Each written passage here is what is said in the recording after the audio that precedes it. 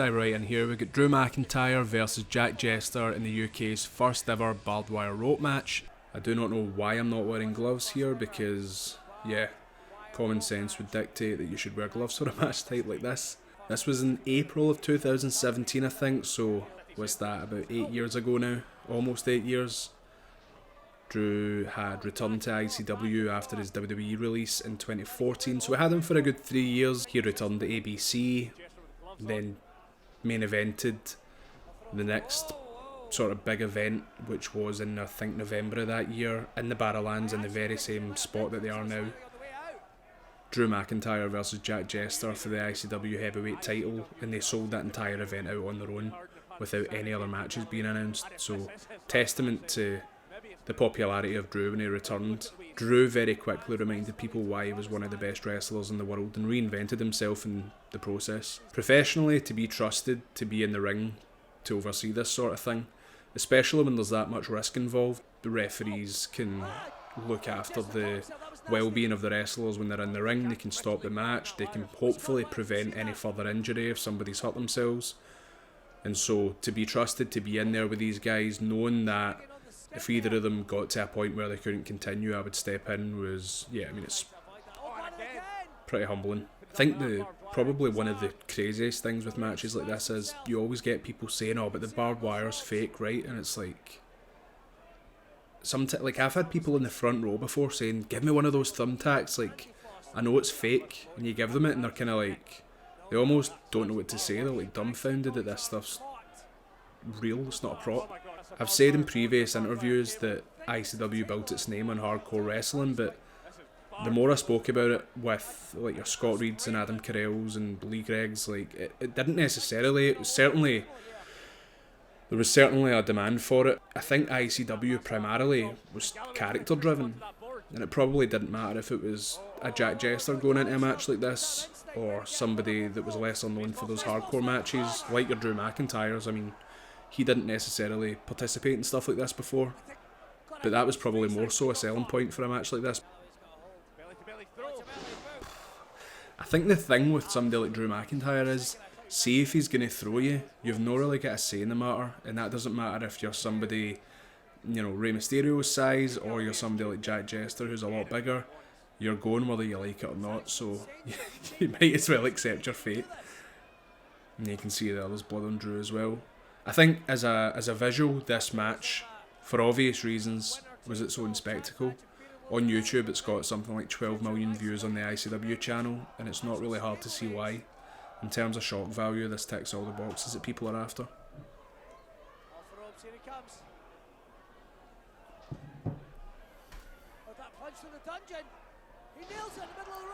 One of my favourite things has to be Billy Kirkwood coming up with some of these names. The thing with a spot like this is there's absolutely no way you're going to make this suck less for yourself. So kudos to Jack Jester, because I just do not know how people can put themselves through stuff like this. On top of that, I mean, the platform in ICW, the platform at the Barralands that the ring's on, is built to withstand the weight of like several £1,000s, because they've got staging equipment and everything else normally for bands. So a wrestling ring's the least of their worries.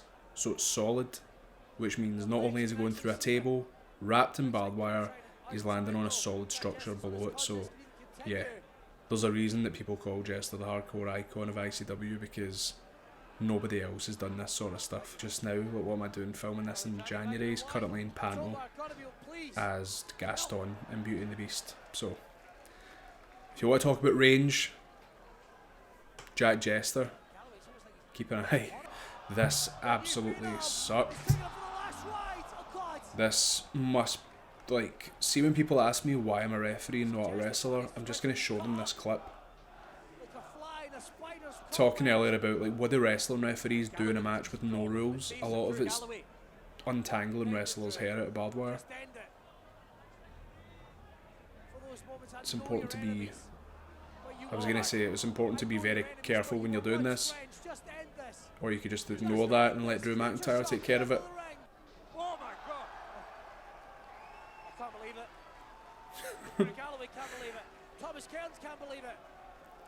if you've ever had somebody of Drew's size grab you by the scruff of the neck, that is the exact face that you make. What do you have to do to put down Jack Jester? Like, talking about why I'm not a wrestler, it's because of that clip with the barbed wire. Somebody might watch this and decide never to become a referee, and I would totally understand. Oh, huge Claymore. This was before Drew was using this as a finishing move. I think at the time, yeah, it was this Future Shock DDT. Yeah, I mean, somebody had their finishers saved up in SmackDown vs Raw. I'd be very surprised if this is not the end of the match. Wow.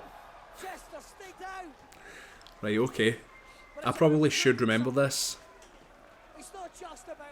but this was probably about 2,000 matches ago, so...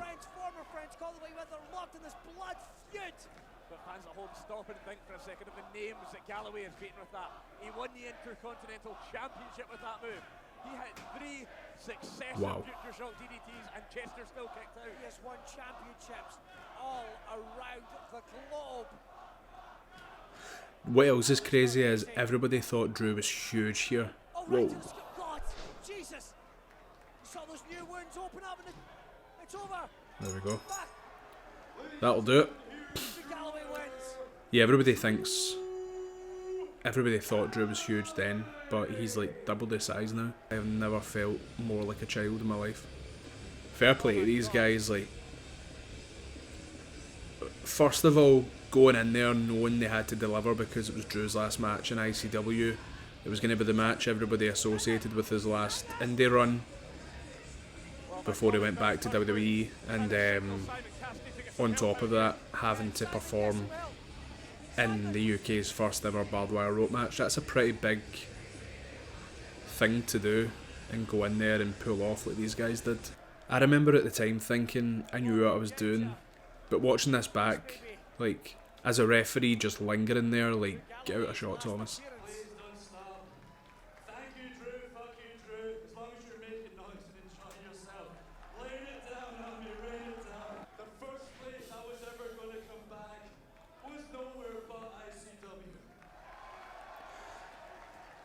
That's not just a line, by the way. I showed up and I laid out a huge list of things I wanted to do that was going to put ICW on the map, and everyone thought I was out of my mind around the world.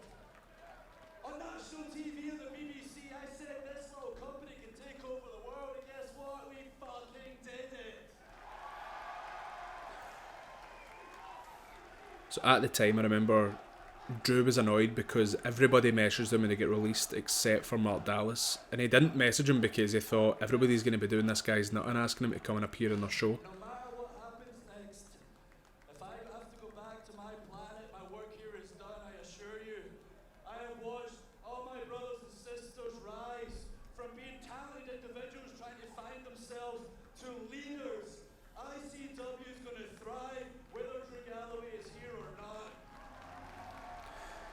And yeah, I think Drew was like, no, I'm actually annoyed, mate. Like, I was expecting you to be the first one to call me. When I first came back, there was only one man I was ever going to wrestle. If I was going to put this place on the map, I knew the man I had to go toe-to-toe with, and that was my best friend, Jester. Finally called him, and yeah, the rest is history. Thanks very much for watching. If you liked this, drop a comment, subscribe to the channel, and I'll see you next time for more Referee Rewind.